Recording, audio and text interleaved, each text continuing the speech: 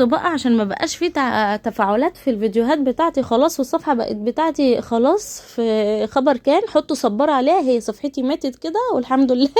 فبرجع للفيديو القمر بتاعكم اللي انتوا كاتبين لي فيه تعليقات جميلة جدا، واقعد ابص عليها بقى وكده، وافتكر ايام ما علقتوا لي تعليقات حلوة. المهم والله طعم النهارده انا كنت فرحانه جدا. كنت بشوي البانيه دوت، عاملاه بالزعتر والليمون ومش قادره اقول لكم، وصويا صوص، وكنت متبلاه قبلها بيوم. هما كانوا وجبتين منهم، يعني هو كان في اتنين طالبين مني يعني.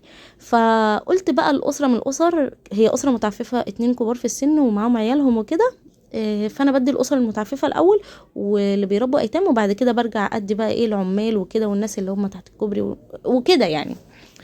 المهم بصور كمان التوزيعات وببعت على الخاص. هي فرحت جدا والله، بقول لها ايه انا شويت لك البنانيه عشان ما تتعبيش ولا انت ولا جوزك. لقيتها بقى حضنتني والله وطبطبت عليا وفرحت قوي قوي قوي بكده.